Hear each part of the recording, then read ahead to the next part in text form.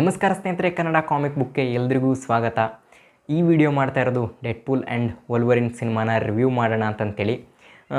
ಈ ಸಿನಿಮಾನ ನೋಡಾದ್ಮೇಲೆ ನನಗೇನು ಅನ್ನಿಸ್ತು ಅಂತಂತೇಳಿದ್ರೆ, ಈ ಸಿನಿಮಾಗೆ ಖಂಡಿತ ಮಲ್ಟಿಪಲ್ ರಿಯಾಕ್ಷನ್ಸ್ಗಳು ಅಂತಂದರೆ ಬೇರೆ ಬೇರೆ ಥರದ ರಿವ್ಯೂಸ್ಗಳು ಬರುತ್ತೆ. ಮಿಕ್ಸ್ಡ್ ಒಪಿನಿಯನ್ ಅಂತೂ ಬಂದೇ ಬರುತ್ತೆ ಜನಕ್ಕೆ. ಯಾಕಂತ ಹೇಳ್ತೀನಿ. ಅದಕ್ಕೂ ಮುಂಚೆ ಈ ಸಿನಿಮಾದಲ್ಲಿ ಏನು ಇಷ್ಟ ಆಯಿತು, ಏನು ಕಷ್ಟ ಆಯಿತು, ಈ ಕಷ್ಟ ಸುಖಗಳ ಬಗ್ಗೆ ಸ್ವಲ್ಪ ಮಾತಾಡೋಣ. ಫಸ್ಟ್ ಆಫ್ ಆಲ್, ಈ ಸಿನಿಮಾದಲ್ಲಿ ಏನು ಇಷ್ಟ ಆಯಿತು ಅಂತಂತ ಎಲ್ಲ ತಿಳ್ಕೊಳ್ಳೋದ್ರ ಮೊದಲು ಈ ಸಿನಿಮಾದ ಸಿನಾಪ್ಸಿಸ್ ಏನಪ್ಪ ಅಂತಂತೇಳಿದ್ರೆ, ಡೆಡ್ಪೂಲ್ ಮತ್ತು ವೊಲ್ವರಿನ್ ಅವರಿಬ್ಬರಿಗೂ ಒಂದು ಸಮಸ್ಯೆ ಬಂದಿದೆ ಅವರವರ ಯೂನಿವರ್ಸ್ಗೆ ಸಂಬಂಧಪಟ್ಟಂಗೆ. ಇದೆಲ್ಲದಕ್ಕೂ ಕೂಡ ಕಾರಣ ಆಗಿರೋಂಥ ಒಬ್ಬ ಕಾಮನ್ ಎನಿಮಿನ ಅವ್ರು ಹೋಗ್ಬಿಟ್ಟು ಫೇಸ್ ಮಾಡಬೇಕು. ಅದನ್ನು ಹೆಂಗೆ ಮಾಡ್ತಾರೆ, ಇವರಿಬ್ಬರು ಟೀಮ್ ಯಾವ ಥರ ಟೀಮ್ ಅಪ್ ಆಗುತ್ತೆ, ಮುಂದೆ ಏನೇನೆಲ್ಲ ನಡೀತಾ ಹೋಗುತ್ತೆ ಅಂತ ಅನ್ನೋದು ಈ ಸಿನಿಮಾದ ಕತೆ. ಓಕೆ, ಈ ಸಿನಾಪ್ಸಿಸನ್ನು ಕರೆಕ್ಟಾಗಿ ಪೋರ್ಟ್ರೇ ಮಾಡಿದಾರಾ ಅಂತಂತೇಳಿದ್ರೆ ಸಿನಿಮಾದಲ್ಲಿ ಖಂಡಿತ ತುಂಬ ಚೆನ್ನಾಗೇ ಹ್ಯಾಂಡ್ಲ್ ಮಾಡಿದ್ದಾರೆ. ಈ ಸಿನಿಮಾದ ಮೊದಲನೇ ಪಾಸಿಟಿವ್ ಬಂದ್ಬಿಟ್ಟೆ ಒಂದು ಕಡೆ ಡೆಡ್ಪೂಲ್, ಇನ್ನೊಂದು ಕಡೆ ವೊಲ್ವರಿನ್. ಡೆಡ್ಪೂಲ್ಗಳಿಗೆ ಎಷ್ಟು ಫ್ಯಾನ್ಸ್ ಇದ್ದಾರೋ ಮಾರ್ವೆಲ್ನಲ್ಲಿ, ವೊಲ್ವರಿನ್ಗೂ ಕೂಡ ಅಂಥದ್ದೇ ದೊಡ್ಡ ಫ್ಯಾನ್ ಬೇಸ್ ಇದೆ. ಅಂದರೆ ಎರಡೂ ಕೂಡ ಅಂಥದ್ದೇ ಒಂದು ದೊಡ್ಡ ಕ್ಯಾರೆಕ್ಟರ್ಗಳು ಮಾತ್ರ ಮಾರ್ವೆಲ್ನಲ್ಲಿ.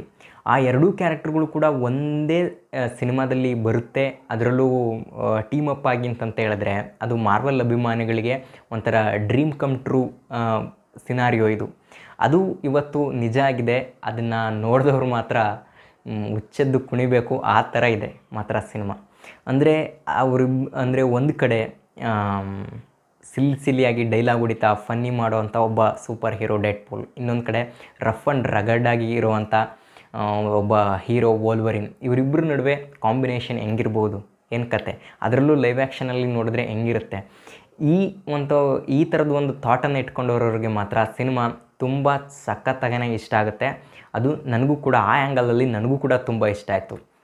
ಇನ್ನು ಸೆಕೆಂಡ್ ಒನ್ ಬಂದ್ಬಿಟ್ಟು ಈ ಸಿನಿಮಾದ ಪಾಸಿಟಿವ್ ಏನಪ್ಪ ಅಂತಂತೇಳಿದ್ರೆ, ಇದರಲ್ಲಿ ಇರುವಂಥ ಆ್ಯಕ್ಷನ್ಸ್ ಮಾತ್ರ ಇದುವರೆಗೂ ಇಷ್ಟು ಸಿನಿಮ್ಯಾಟಿಕ್ಕಾಗಿ ತುಂಬಾ ರೇರ್ ಟೈಮ್ನಲ್ಲಿ ಯೂಸ್ ಮಾಡ್ಕೊಂಡಿರೋದು ಮಾರ್ವೆಲ್ ಅವರು. ಅಂದರೆ ಈ ಗಾರ್ಡಿಯನ್ ಆಫ್ ದಿ ಗ್ಯಾಲಕ್ಸಿ ಸಿನಿಮಾದಲ್ಲಿ ಬರೋವಂಥ ಆ್ಯಕ್ಷನ್ಸ್ಗಳಾಗಿರ್ಬೋದು, ಅಥವಾ ಸಿವಿಲ್ ವಾರ್ ಸಿನಿಮಾದಲ್ಲಿ ಬರೋವಂಥ ಆ್ಯಕ್ಷನ್ಸ್ ಆಗಿರ್ಬೋದು.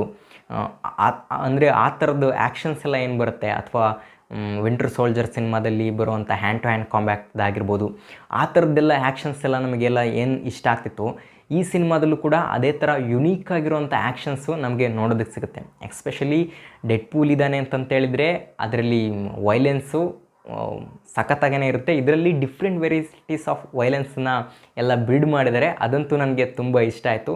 ಇನ್ಫ್ಯಾಕ್ಟ್ ವೊಲ್ವರಿನ್ ಕೂಡ, ಫಸ್ಟ್ ಆಫ್ ಆಲ್ ವೊಲ್ವರಿನ್ ಮಾಡಿರೋ 3 ಸಿನಿಮಾಗಳಲ್ಲಿ ಲೋಗನ್ ಸಿನಿಮಾದಲ್ಲಿ ವೈಲೆನ್ಸ್ ಇತ್ತು ಅಂತಂತ ಅನಿಸಿದರೆ, ಮತ್ತಿನ್ನು ಬೇರೆ ವೊಲ್ವರಿನ್ ಸಿನಿಮಾದಲ್ಲಾಗಿರ್ಬೋದು ಅಥವಾ ಮುಂಚೆ ಬಂದಂಥ ಎಕ್ಸ್ಮೆನ್ ಆರಿಜಿನ್ಸ್ ವೊಲ್ವರಿನ್ ಸಿನಿಮಾಗಳಲ್ಲಿ ಇರಲಿಲ್ಲ. ಬಟ್ ಲೋಗನ್ ಸಿನಿಮಾದಲ್ಲಿ ತುಂಬಾ ವೈಲೆನ್ಸ್ ಇತ್ತು.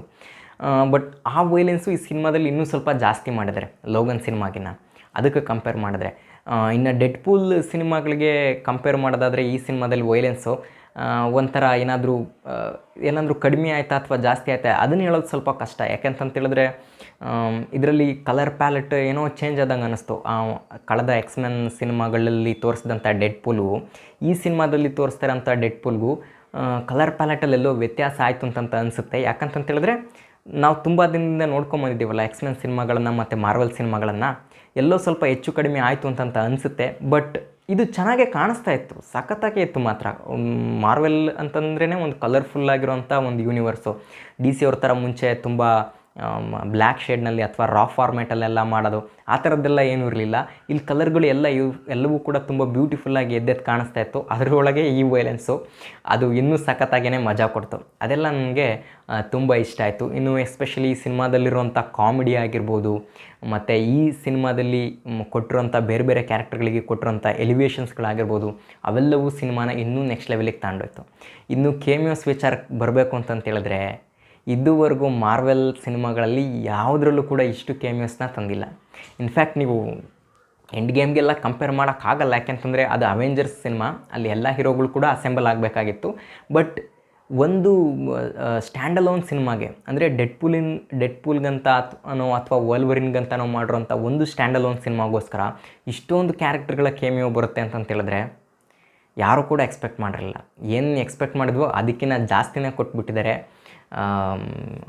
ಆಲ್ಮೋಸ್ಟ್ ಆಲ್ ಎಕ್ಸ್‌ಮ್ಯಾನ್ ಫ್ರ್ಯಾಂಚೈಸಿನಲ್ಲಿ ಅಥವಾ ಫಾಕ್ಸ್ ಸ್ಟುಡಿಯೋಸ್ನಲ್ಲಿ ಏನು ಮುಂಚೆ ರೈಟ್ಸ್ ಇತ್ತೋ ಕ್ಯಾರೆಕ್ಟರ್ಗಳು, ಅದರಲ್ಲಿ ತುಂಬ ಲೆಗಸಿ ಕ್ಯಾರೆಕ್ಟರ್ಗಳದ್ದು ತುಂಬ ಕ್ಯಾಮಿಯೋಸ್ಗಳು ತಂದಿದ್ದಾರೆ. ಬಟ್ ಕೆಲವೊಂದನ್ನು ಬಿಟ್ಬಿಟ್ಟು ಅವರಿಲ್ವಲ್ಲ ಇವರಿಲ್ವಲ್ಲ ಅಂತಂದು ಮತ್ತೆ ಕಂಪ್ಲೇಂಟ್ ಮಾಡೋದಕ್ಕೆ ಬರಬೇಡಿ. ಆಲ್ಮೋಸ್ಟ್ ಆಲ್ ಎಲ್ಲ ಲೆಗಸಿ ಕ್ಯಾರೆಕ್ಟರ್ಗಳನ್ನು ಕೂಡ ತಂದಿದ್ದಾರೆ. ಅದಂತೂ ನನಗೆ ತುಂಬ ಇಷ್ಟ ಆಯಿತು. ಇನ್ನು ಮುಂಚೆನೇ ಹೇಳ್ದಂಗೆ ಕಾಮಿಡಿ ಆಗಿರ್ಬೋದು ಮತ್ತು ಬಿ ಜಿ ಎಮ್ ಇನ್ನೊಂದು ಪ್ಲಸ್ ಪಾಯಿಂಟು. ಆ್ಯಕ್ಚುಲಿ ಕಳೆದ ಸಿನಿಮಾಗಳೆಲ್ಲ ಏನು ಬಿ ಜಿ ಎಮ್ ಇತ್ತೋ ಇಲ್ಲೂ ಕೂಡ ಯಾವುದೇ ಥರ ಕಾಂಪ್ರಮೈಸ್ ಆಗೋದಕ್ಕೆ ಹೋಗಿಲ್ಲ. ಎಲ್ಲವೂ ಕೂಡ ತುಂಬಾ ನೀಟಾಗಿ ಮ್ಯಾನೇಜ್ ಮಾಡಿದ್ದಾರೆ. ಅದು ಕೂಡ ನನಗೆ ತುಂಬ ಇಷ್ಟ ಆಯಿತು. ಓವರಾಲ್ ಆಗಿ ಶ್ಯಾನ್ ಲೇವಿ ಅವರು ತುಂಬ ಚೆನ್ನಾಗೇ ಹ್ಯಾಂಡ್ಲ್ ಮಾಡಿದ್ದಾರೆ ಸಿನಿಮಾನ, ಒಬ್ಬರು ಡೈರೆಕ್ಟರ್ ಆಗಿಬಿಟ್ಟು. ಇದೆಲ್ಲ ತುಂಬ ಇಷ್ಟ ಆಯಿತು. ಇನ್ನು ಏನೇನು ವಿಚಾರ ಕಷ್ಟ ಆಯಿತು ಅಂತಂತೇಳಿದ್ರೆ ಅದು ಒಂದೇ ಒಂದು ವಿಚಾರ, ಈ ಸಿನಿಮಾದ ಸ್ಟೋರಿ ರೈಟಿಂಗು.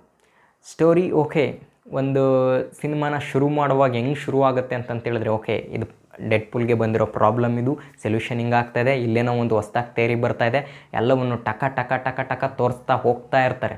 ಎಲ್ಲೂ ಕೂಡ ಡಿಲೇ ಇರೋದಿಲ್ಲ. ಬಟ್ ಯಾವಾಗ ವೋಲ್ವರಿನ್ ಮತ್ತು ಡೆಡ್ಪೂಲ್ ಇಬ್ಬರು ಮೀಟ್ ಆಗ್ತಾರೆ, ಅವರಿಬ್ಬರು ಸೇರ್ಕೊಂಡ್ಬಿಟ್ಟು ವಿಲನನ್ನು ಫೇಸ್ ಮಾಡ್ತಾರೆ, ಅದಾದಮೇಲೆ ಬರುವಂಥ ಕತೆ ಏನಾಗೋಗುತ್ತೆ, ಸ್ವಲ್ಪ ಯಾಕೋ ಎಳಿತಾ ಇದ್ದಾರನೋ ಅಂತಂತ ಅನಿಸ್ಬಿಡ್ತು. ಮತ್ತು ಫುಲ್ ಸಿನಿಮಾದ ಕ್ಲೈಮ್ಯಾಕ್ಸಿಗೆ ಬಂದಾದಮೇಲೆ ಹೆಂಗೆ ಮಾಡಿಬಿಟ್ಟಿದ್ದಾರೆ ಅಂತಂತೇಳಿದ್ರೆ ಅನ್ನೆಸೆಸರಿ ಕಾಮಿಡಿಗಂತಲೇ ಒಂದು ದೊಡ್ಡ ಸೀನನ್ನು ಕ್ರಿಯೇಟ್ ಮಾಡಿಟ್ಟಿದ್ದಾರೆ. ಅದು ನನಗೆ ಅಷ್ಟಾಗಿ ಇಷ್ಟ ಆಗಲಿಲ್ಲ. ಓಕೆ ಗುರು, ಈ ಆ್ಯಕ್ಷನ್ ಎಲ್ಲ ಏನೋ ತುಂಬ ಚೆನ್ನಾಗಿದೆ, ಸಖತ್ತಾಗಿ ಎಂಜಾಯ್ ಮಾಡಿದ್ವಿ ಆ್ಯಕ್ಷನನ್ನು. ಬಟ್ ಅದನ್ನು ತುಂಬ ಅಷ್ಟೇ ಸಿಂಪಲ್ಲಾಗಿ ಮುಗಿಸ್ಬಿಡ್ತಾರೆ. ಅದಕ್ಕೂ ಈ ಸ್ಟೋರಿ ಪ್ಲಾಟ್ಗೂ ಏನೂ ಸಂಬಂಧನೇ ಇಲ್ಲ. ಬಟ್ ಅಸಲಿ ಇವರು ಫೇಸ್ ಮಾಡಬೇಕಾಗಿರೋದೇನೆ ಬೇರೆ ಅನ್ನೋ ಥರ.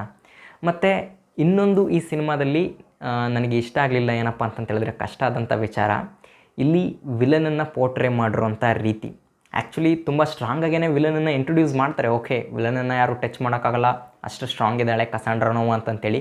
ಬಟ್ ಹೋಗ್ತಾ ಆ ಕ್ಯಾರೆಕ್ಟರ್ನ ಸ್ವಲ್ಪ ಪುಷ್ ಬ್ಯಾಕ್ ಮಾಡಿಬಿಡ್ತಾರೆ, ಹಿಂದಕ್ಕೆ ತೊಗೊಂಡ್ಬಿಡ್ತಾರೆ. ಓಕೆ, ನಿನ್ನ ತುಂಬಾ ಪವರ್ಫುಲ್ಲು, ಬಟ್ ಇವರೇನೋ ಗಿಮಿಕ್ ಮಾಡಿಬಿಟ್ಟು ನಿನ್ನ ಕಂಟ್ರೋಲ್ ಮಾಡಬಲ್ಲರು, ಸ್ವಲ್ಪ ಮಿಸ್ಚಿಫನ್ನು ಪ್ಲೇ ಮಾಡು ಅನ್ನೋ ಟೈಪು.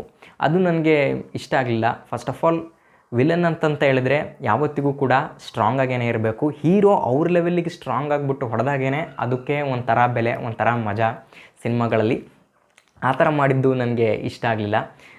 ಆ ವಿಚಾರದಲ್ಲಿ ಮಾತ್ರ ಇಷ್ಟೆಲ್ಲ ಕಷ್ಟಪಟ್ಬಿಟ್ಟು ಮಾಡಿದ್ರಿ, ಕ್ಲೈಮ್ಯಾಕ್ಸನ್ನು ಇನ್ನೂ ಸ್ವಲ್ಪ ಚೆನ್ನಾಗಿ ಮಾಡ್ಕೊಂಡಿದ್ರೆ ನಿಮ್ಮ ಅಪ್ಪನ ಮನೆ ಗಂಟೆನಾದರೂ ಹೋಗ್ತಿತ್ತ ಅಂತಂತೇಳ್ಬಿಟ್ಟು ಅಂದರೆ ಕಲ್ಟ್ ಮಾರ್ವೆಲ್ ಅಭಿಮಾನಿಗಳು ಖಂಡಿತ ಪ್ರಶ್ನೆ ಮಾಡ್ತಾರೆ. ಆ ಥರ ಇಟ್ಕೊಂಡಿದ್ದಾರೆ ಇವರು. ಮತ್ತು ಕ್ರಿಟಿಕ್ಸ್ ಮಾಡೋರೆಲ್ಲ ಇದನ್ನೇ ಹೈಲೈಟ್ ಮಾಡ್ತಾರೆ ಖಂಡಿತ. ಅದೆಲ್ಲದನ್ನು ಬಿಟ್ಟರೆ ಸಿನಿಮಾ ಸೂಪರ್ ಸಿನಿಮಾ. ಆ್ಯಕ್ಚುಲಿ ನನಗೆ ನಾರ್ಮಲಾಗಿ ನಾನೊಬ್ಬ ಸಿನಿಮಾ ನೋಡೋನು, ನಾನು ಮಾರ್ವೆಲ್ ಸಿನಿಮಾಗಳು ಸೂಪರ್ ಹೀರೋ ಸಿನಿಮಾಗಳನ್ನೆಲ್ಲ ಬಂದಾಗ ನೋಡ್ತಾನೆ ಇರ್ತೀನಿ. ಅದರಲ್ಲೂ ಎಸ್ಪೆಷಲಿ ಮಾರ್ವೆಲ್ಲು DC ಇಂಥದ್ದೆಲ್ಲ ಬಂದಾಗ ನೋಡ್ತಾನೆ ಇರ್ತೀನಿ. ಬೇರೆ ಬೇರೆ ಕತೆಗಳಿಗೆಲ್ಲ ನಾನು ತಲೆ ಕೆಡಿಸ್ಕೊಳಲ್ಲ ಅನ್ನೋರೇನಾದ್ರು ಆಗಿದ್ದರೆ ಅಂಥವ್ರು ಮಾತ್ರ ಈ ಸಿನಿಮಾನ ಸಖತ್ ಎಂಜಾಯ್ ಮಾಡ್ತಾರೆ. ತುಂಬಾ ಅಂತಂದರೆ ಈ ಸಿನಿಮಾಗೆ ನೆಕ್ಸ್ಟ್ ಲೆವೆಲೇ ರೇಟಿಂಗನ್ನು ಕೊಟ್ಬಿಡ್ತಾರೆ. ಬಟ್ ಈ ಕ್ರಿಟಿಕ್ಸ್ ಮಾಡೋರು ಅಥವಾ ಈ ಮಾರ್ವೆಲನ್ನು ತುಂಬ ಫಾಲೋ ಮಾಡಿ ಅದರ ಸೀರೀಸ್ ಹೆಂಗಿದೆ, ಅದರಲ್ಲಿ ಬರುವಂಥ ರೂಲ್ಸ್ ಆಫ್ ಯೂನಿವರ್ಸ್ ಏನು, ಅದರಲ್ಲಿ ಬರುವಂಥ ಕಾಮಿಕ್ ಆ್ಯಕ್ಯುರೇಟಾಗಿ ಏನಾದರೂ ಮಾಡ್ಕೊಂಡಿದ್ದಾರೆ, ಈ ಥರದ್ದನ್ನೆಲ್ಲ ತುಂಬ ಚೆಕ್ ಮಾಡೋರು ಇರ್ತಾರಲ್ಲ, ಅವ್ರಿಗೆ ಮಾತ್ರ ಒಂದು ಲಿಟಲ್ ಡಿಸಪಾಯಿಂಟ್ಮೆಂಟ್ ಅನ್ನೋದು ಈ ಸಿನಿಮಾದ ಮೂಲಕ ಇದ್ದೇ ಇರುತ್ತೆ. ಅದು ಬಿಕಾಸ್ ಆಫ್ ಕ್ಲೈಮ್ಯಾಕ್ಸ್ನ ಇಶ್ಯೂಯಿಂದ. ಅದನ್ನೂ ಸ್ವಲ್ಪ ಸ್ಟ್ರಾಂಗಾಗಿ ಮಾಡ್ಕೋಬೋದಿತ್ತು ಅಂತಂತೇಳಿ ಈ ಥರ ಈ ಸಿನಿಮಾ ಇದೆ.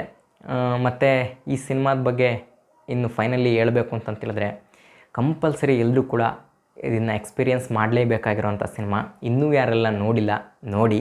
ಇನ್ನು ನಿಮಗೇನು ಅನ್ನಿಸ್ತು ಅಂತಂತೇಳ್ಬಿಟ್ಟು ಕಮೆಂಟ್ನಲ್ಲಿ ಕಮೆಂಟ್ ಮಾಡಿ ತಿಳಿಸಿ. ಇದು ಈ ಡೆಡ್ಪೂಲ್ ಆ್ಯಂಡ್ ವೋಲ್ವರಿನ್ ಸಿನಿಮಾದ ಬಗ್ಗೆ ನನ್ನ ರಿವ್ಯೂ. ಮತ್ತೆ ಮುಂದಿನ ವಿಡಿಯೋದಲ್ಲಿ ಸಿಗೋಣ. ಈ ವಿಡಿಯೋ ನೋಡಿದ್ದಕ್ಕಾಗಿ ಧನ್ಯವಾದಗಳು.